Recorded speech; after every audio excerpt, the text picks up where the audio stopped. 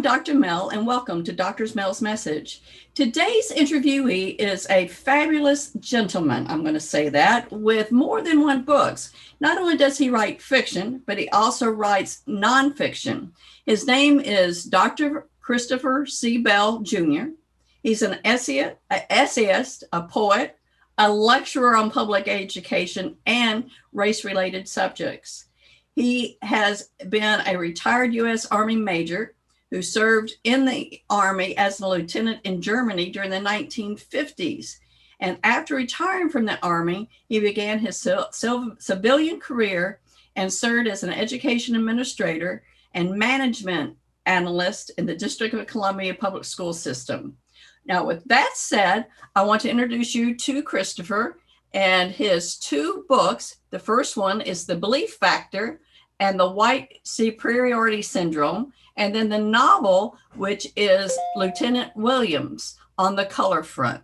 So welcome, Christopher, how are you today?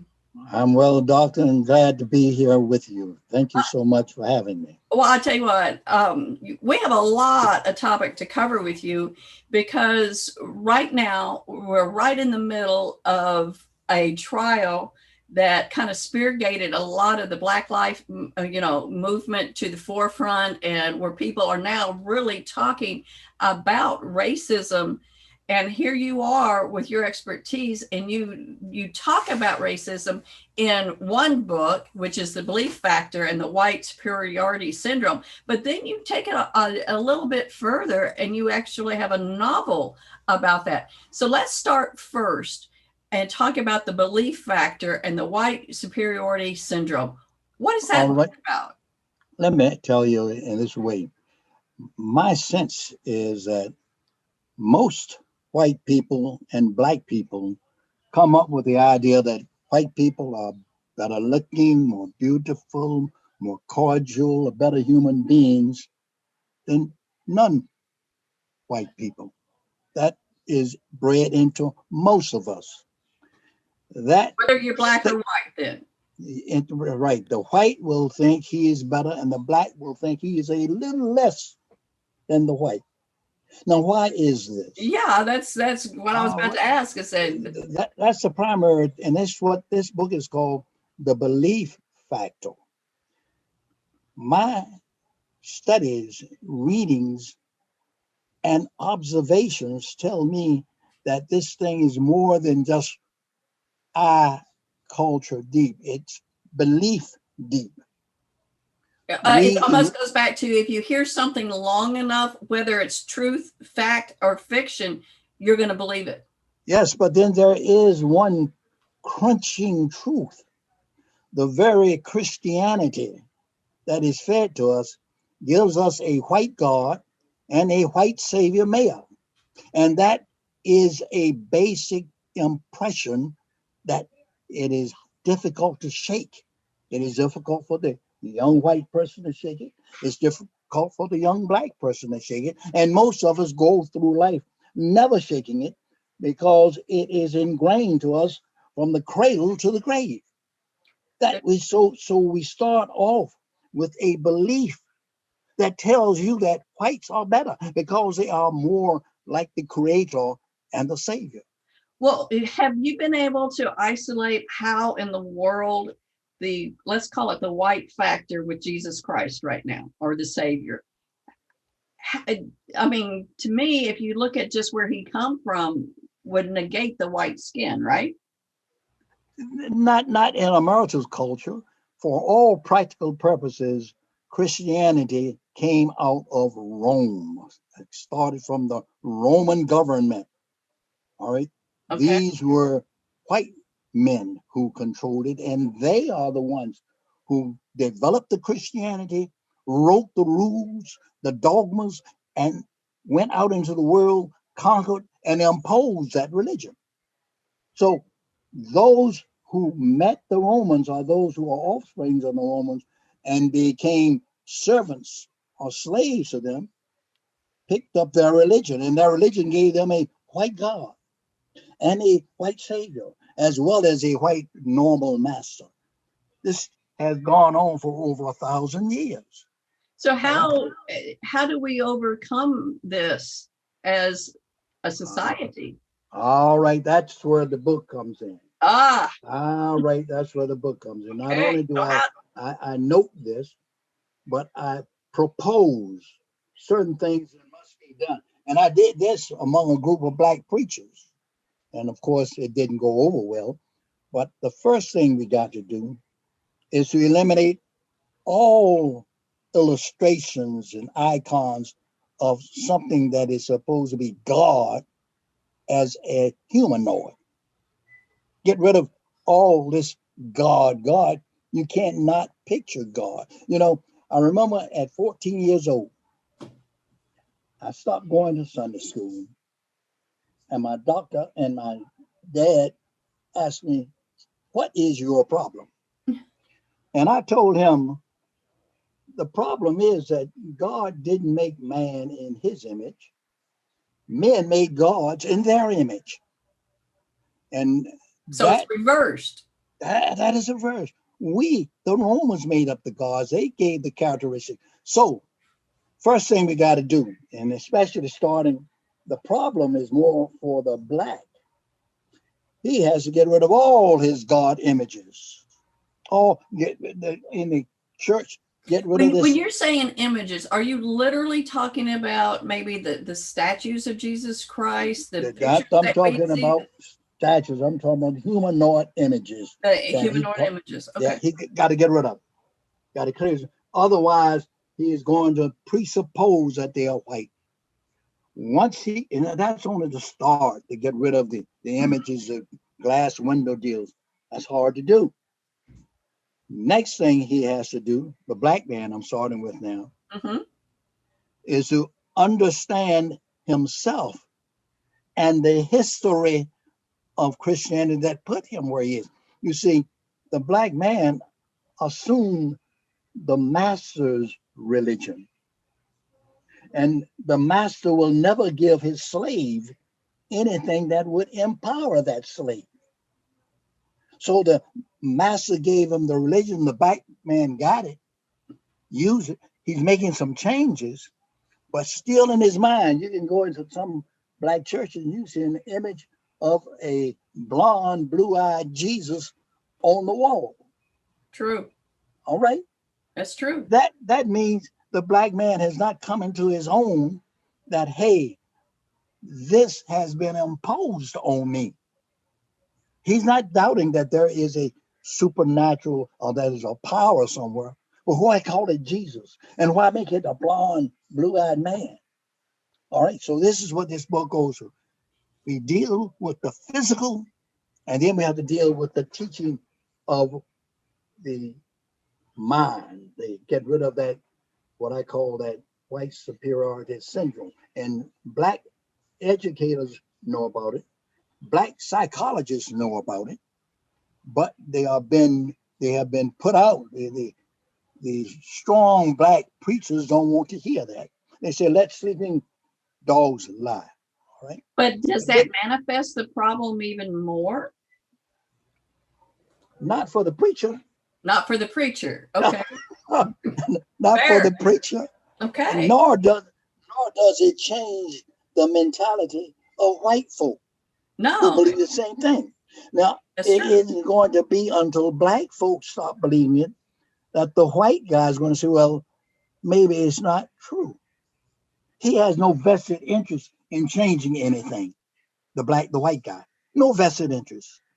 He's got the superior position. He's thought of as being better. He's got all the power, and he uses what I call several instrumentalities to keep the black man thinking he is less than whites, even though we scramble. But in our heart of hearts, we haven't gotten rid of that doubt. And that's where I come in. That's what this book brings for what must be done, what the young black man, what the young black preacher must do to have the people coming up, black people coming and say, hey, I'm not buying into this. I can be good without even believing in a God. I can be good, and I speak of that goodness as humanism. You don't need a God to be good. So we got to get out of this cubicle where the only thing we got is this Christianity, which has been imposed on us, and it tells us everything above us and controlling us is white. No, we got to get out of. So that's what this book is about. Right. And And you're not asking anybody to give up their belief in a higher power by any no, means. no, no, no, That's no, not, no. yeah, you're not confessing that at all. You Oh, are actually saying we need to look at this if we're really going to look at systemic racism, there you that there's a go. belief holding us in place. That's right. And Now when I this say us, I'm talking about whites and blacks right now. right, Us but and blacks. but Doc, one thing to keep in mind: this also affects females, all females. How Black. so? Why Yeah, must how? God be male? Gods used to be females. The Greeks had some females. The Romans had. Why must you make him male? Only because of power that the male wanted. In fact, this particular belief that is imposed, not only does it keep the black feeling a little less than the white male, it keeps the white woman feeling a little less than the white male. The psychiatrist will tell you this. All right. But my book is just one little dab in this particular darkness. So you take a look at what you are believing and why. And why. I think that's the actually that's the key question. I think people need to start asking themselves, why do I believe in things that I believe in? Is it because it's always been there and I accept it? Or is it because it's really fact? And that's what you're bringing up. Yep. You got to investigate your beliefs, investigate yourself, do a self inventory. Okay. Now, we don't get there most of the time unless we run into a crisis. We keep on going through the world as though nothing had happened unless we run a head on knock with against truth or something where we have to go back into ourselves and say, hey, what and where am I? And what direction am I going? So this book, The Belief Factor, Mm-hmm. you are controlled by your beliefs. No matter how you want to, you are controlled by your beliefs. You might have all kind of codes of ethics, rules, and regulations, but down inside, what you really feel will come out. And we have to get blacks off this merry-go-round of looking up at things white and saying that's sacred. There should be no picture of a blonde-eyed, blue-eyed man in a black church who they claim is their savior. You can be good without God, the supernatural.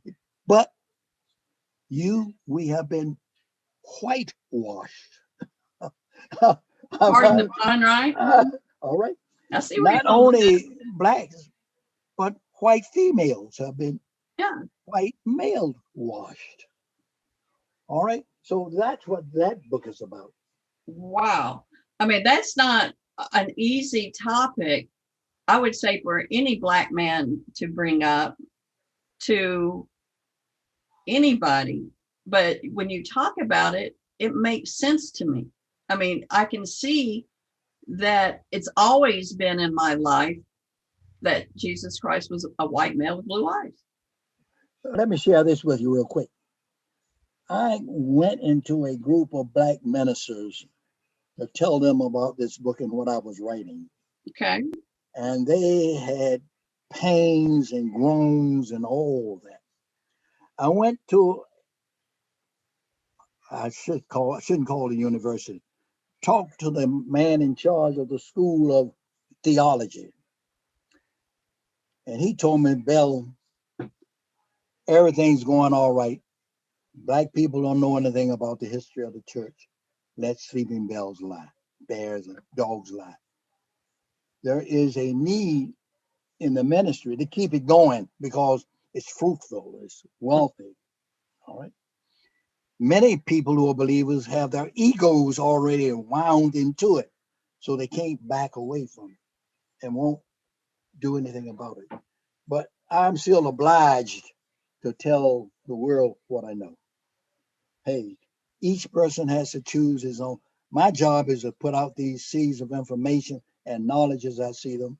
They're going to fall on rough ground, some of them. Some of them will be picked up. Much will be picked up. If you looked at the paper 2 days ago, you're finding that only 47% of Americans now say they are aligned with any organized religion. Now, why is that? People are thinking. You gotta be bold enough to think now. Yeah. You gotta be, and I come forth with a religion called humanism in another book All right. that tells us, hey, you can have your Judaism, you can have your Christianity, you can have your Islam, but there is another fruitful philosophy of living, which is humanism, which stresses belief in fellow men, not in an unknown, unseen, sub superhuman God. That you can be good without this God complex. So that's where this book is the first start of it. Well, I can see that. And when you're talking about a belief factor, we're talking, like you said, we're talking 1,000 years of a belief factor, if That's not right. more. And that's And not it, going to be overturned overnight, is it? no, no, no, no, no, no, it won't, can't be. But it will never be overturned if they are not reminded of it. And you're talking society, right? Not just what? Society, Okay. society as a Yeah, whole. we're talking All right. everyone right now that we've got to, Everyone, yeah, we got to look everyone. and see exactly where this thought process and belief process that we all hold dear to. You're right. We need to Yeah, stop and say, why yeah, do I hold this dear? yeah. It's So kind of like when I'm cooking sometimes. My husband says, well, why do you do it that way? Well, I don't know. My grandmother told me to do it that way, and I've done it that way ever since. I mean, how else do you do it? yeah, But that's actually what you're saying. Something but that's yeah, simplistic, I do without even thinking about it because my grandmother did it. right, right. Now we don't hold people at fault because many of them don't know, Right. but many of them don't want to know. Don't tell me. I don't They'd rather need live that. in the status quo than trying to There search you go. within themselves. And they perpetuate the situation, and their situation never improves. The white man never comes to the point where he truly believes the black man is equal to him, at least in all citizenship deals, and should be respected as such. All right. It's hard. It's hard to be have holding black slaves and in 25 years feel that they are equal to you. It's difficult. So we have to understand that there takes not just education, but it takes a behavioral mode that has to be followed. Get rid of the pictures, all of them. You don't need them. Trust your men and women next to you, because in essence, if there is a supernatural God, and if that supernatural God has a will to be done, it's got to be done by men on this earth. All right. And men don't have to go up there to know what's good and bad. Morality is done among men. Yeah. All right. I can actually see where this book could hold a potential to not only be controversial, but open somebody's mind to their own belief system. Yes. And if you're just joining us or catching this, I'm talking with Dr. Christopher C. Bell, and he has written several books, but we're talking about two today. One is The Belief Factor and the White Superiority Syndrome, which holds a potential to get us to start thinking about the way we see things and view things, especially the powerness of God and the Savior. Now, let's talk a minute. We can come back to this, but let's talk about the novel. Now, the first one that we're just talking about is a novel. This is for your thinking uh, and get you to investigate your belief systems. Now, your novel, which is Lieutenant Williams on the Color Front. it goes into racism and Yes, segregation, but in the U.S. Army. Is that correct? that is correct. Okay, We're let's on the talk ground about here. yeah. Let's talk We're about. on the ground in the weeds. All right. All right. So tell us about Now, Lieutenant Williams on the color front. now the color front and Lieutenant Williams. This story takes place in Germany in the early 1950s when the U.S. military is trying to racially integrate. Okay. One step is to put black officers in white places and vice versa. Lieutenant Williams was assigned to an all black unit and made a platoon leader of all black soldiers, all white soldiers. White officers resented that. They had a problem too with a black man commanding white troops. Oh, especially in the 50s. I mean, come Yes, in the 50s. on. Yeah. They resisted him, and in every way they could, they put little booby traps to, in some way, keep him from being successful. Now, this is a story is about what went on in the lieutenant's mind, how he coped with what was coming after him. But not only did it deal with him, it dealt with the white officers and what was going on in their mind as they pretended or wanted to call themselves officers and gentlemen and believing in the Star Spangled Banner and the American Creed, what was going on. So they had a problem too. Everybody was wrestling inside of themselves. Williams, however, was wrestling in a way that developed him and led to a type of North Star that I'll get it done. It might hurt, but I'm going in the right directions. Others might come after me. I got to make sure what I do doesn't hurt them. Wherein the white protagonist or the white antagonist got a sense that, hey, they were doing wrong. But they only got that because the lieutenant was strong. All right. Let me ask you this. We know that you served in the military. Yeah. So I would say you have firsthand experience with Oh, yes. this, Oh, yes. Oh, some of it. of experiencing the own racism as you rose through the ranks. Is Oh, that yeah. a fair assessment? That is. What we would call it, we have to think of it as institutional Okay. racism. Yeah. Okay. Very seldom I run into an individual who just wanted to do me wrong. Okay. He would do me wrong on a piece of paper or with a report or with an assignment or something like that. But it's there. You know, ducks uh, help ducks. And if I'm not a duck, I don't get help that much. You understand what I'm saying? But Mm-hmm. that is what you have to work through. The color front were those officers that present a, you might say, a wall for Williams to get through. They were out there as well as they could be, maintaining their gentlemanliness, but undercutting him at the same time. It's a very tricky deal, but it can be done. Can be done. And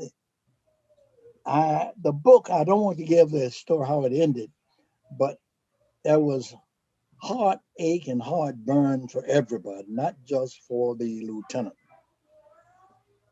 And but he lived. He lived. Now Wow. there's one other thing I want to bring in. Okay. In Germany, in the 50s, we were just relieving, getting out of what we say occupation. Yes.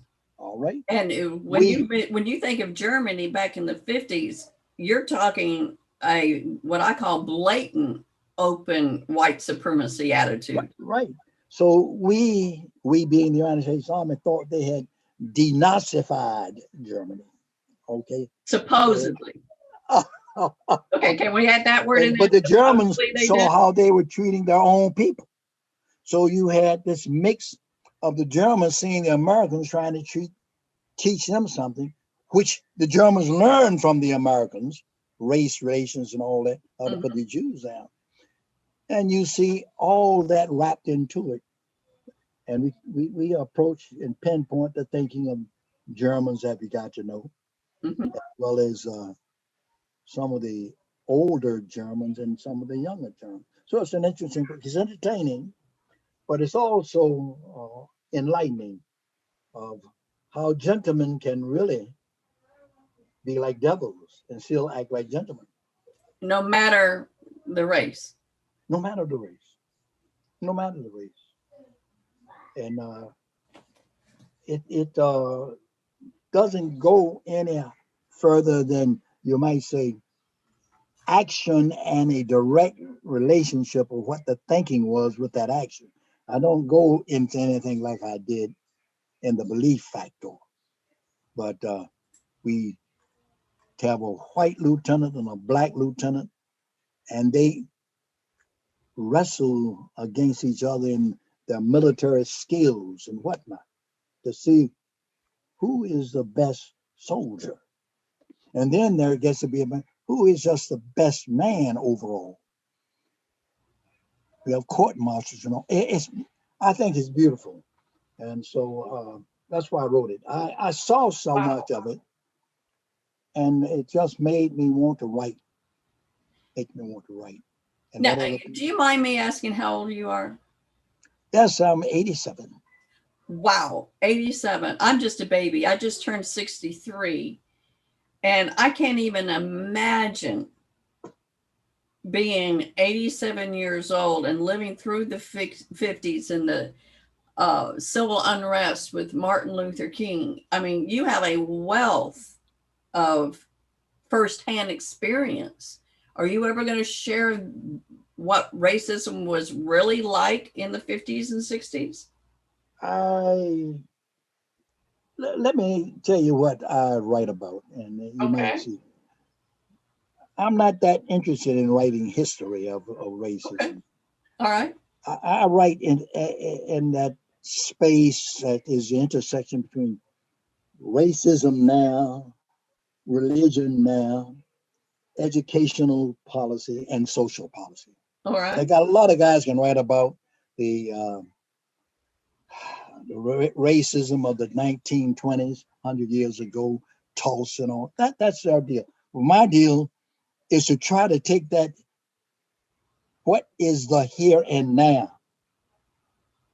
and this relationship between these four factors in this space, and relate that to the girls and boys and men and women to see where you are and where you want to go.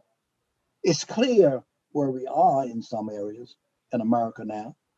We have defined ourselves, and never before, starting from January the 6th. We have self-defined. We know who's on what side now. So we don't have to use, I guess the word is, some type of dog whistle. Everybody knows clearly what the Republicans are about, what the white Christians are about in the Ku Klux. We know that. We know where the guidelines and the posts are, who the trumpeters are, and what they stand for. This is good, but it's a open challenge that people like me, I was lucky, have to bring to others to see, where are you in this and where do you want to go? Right. Okay, we can talk about 1920 and the Red Summer and all that, but that's not my thing. No. Racism is just as real now as it was back then. But you know, they don't come with white sheets anymore. No. They don't. But the thing about, I think what I'm really getting a sense about you is you're trying to help people realize some of their own systemic racism within themselves, whether they're black or white or woman or whatever. I mean, I sense that from you. And if writing through fiction helps get that point across, as you did with Lieutenant Williams, And then somebody picks up and says, wait a minute, I really liked what he said. Well, let's see what he says over here about the belief factor and the white superiority syndrome. I think you've got a nice connection there, Christopher, to really, it's going to take all of us to overcome racism, period. Oh, yeah. I mean, it's going to take us all, it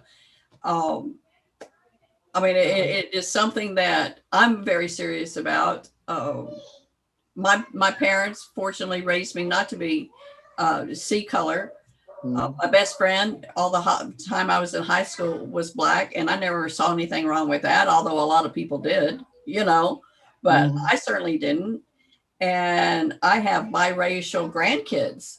And when, I'll never forget when one of my son-in-laws, who is Black, he had come over and he says, well, I better get home. I said, well, why? He says, well, number one, my husband was out of town.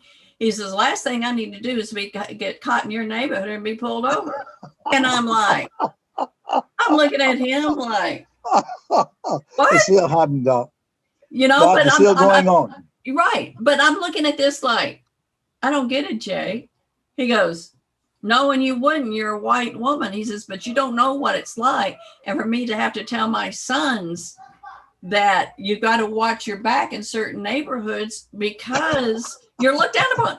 And it just blew me away, and it was just really hitting home for me with that particular information. And I think it's important that as us as humans, and I love the fact that you said we got to look at what a humanoid is, right? And being human with each other. Right. I think you're onto something. Yeah. I mean, you really are.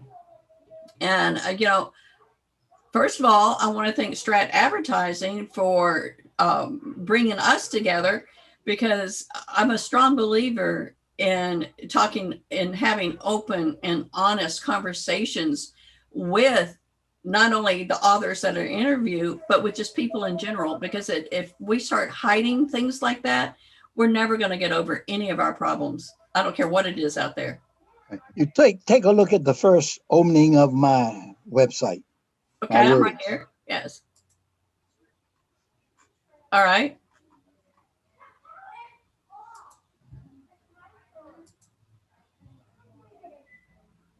And you're talking about the author page or the home? Homepage. All right.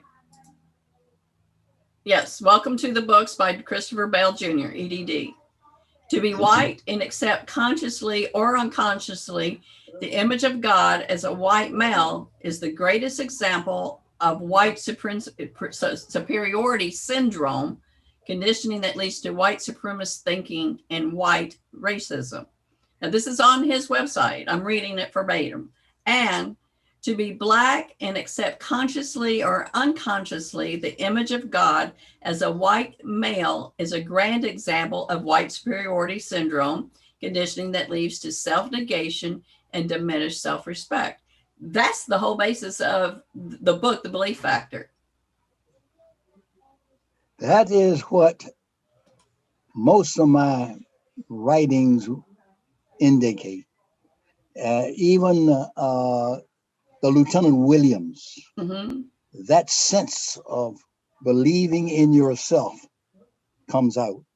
I have those other books, Beyond White Superiority Syndrome in America. I have another one that's coming out about my becoming a secular humanist. All these try to get the mind of Black folk and white folk right. Look, you can never have success through a religion as if they claim that one person, the God, is a race of one race when you got several other races. It won't work. Makes total sense. It won't work. Yeah, makes total sense. That won't work. So I'm just trying to bring people, it's out in front of us. It's so simple, but yet people don't want to hear it. No, and so people do start not just wanting to hear it, but listening with an open heart and open mind. Yeah. we're going to be battling some of this stuff for a long time. And we already have Oh for a yeah. long time. Oh yeah. Oh yeah. And, you know, and that's a shame, really, because we all have it within ourselves to make a better life for not just yourself, but those around you, just by the way you treat somebody. Absolutely. But yet we're closing the door on that a lot of times. Say, oh, I'm not going to listen to this crazy old man, right? Why should I? When that's the person they should be listening to right now. And so, number one, I want to thank you, Christopher, for your openness, your candidness, and just putting it out on the line. Say, look, people, we can do better, but it's got to start with yourself. Oh yeah. Oh, You're not pointing fingers. Yeah, you're not pointing fingers at anybody, and you're not putting down anybody. No. What you brought up was the historical aspects and questioning your own belief system, meaning for each of us, so we can go out and make a difference. So you are to be totally commended for that. And then to take it a little bit step further and write fiction with a very hard topic, which is racism, and make it entertaining, but also as a learning experience, that takes a real author and a real knack. So congratulations on that aspect of it too. Well, thank you, Doc. We're trying. Well, for those of you, again, I'm talking with Dr. Christopher Bell. He has many books, whether it's fiction or nonfiction, and he doesn't just touch on the topic of racism, he discusses it. So hopefully one day we all can be humans and love one another and get along without looking at our embedded, indoctrined belief systems that are not allowing us to go forward. You got it, Doc. You said it just like I was said. Well, no, you made a very valid point, and I learned a lot in this interview with you. So thank you so much. And again, thank you for Strat Advertising, because like I said in Dr. Mel's message, I'd like to talk about topics like this, especially if it's going to make a difference in somebody's life someday. And hopefully for my own grandkids' lives. I don't want to be 50 years down the road and we're still fighting the same situations. I think we're better than that as humans. Thank you, Doc. We are better than that. So thank you for that. And for those of you that want to get into more topics with Dr. Bell, his website is www.dr, which is drccbellbooks.com. So check it out, follow him, get in contact with him. But most of all, look at yourself. Open up and be open to the possibility that maybe you are keeping systemic race alive by a 1,000-year-old belief system, and that just maybe there might be a different way. Again, I'm Dr. Mel, and this has been another episode of Dr. Mel's Message. Thank you once again, Christopher, for joining us today.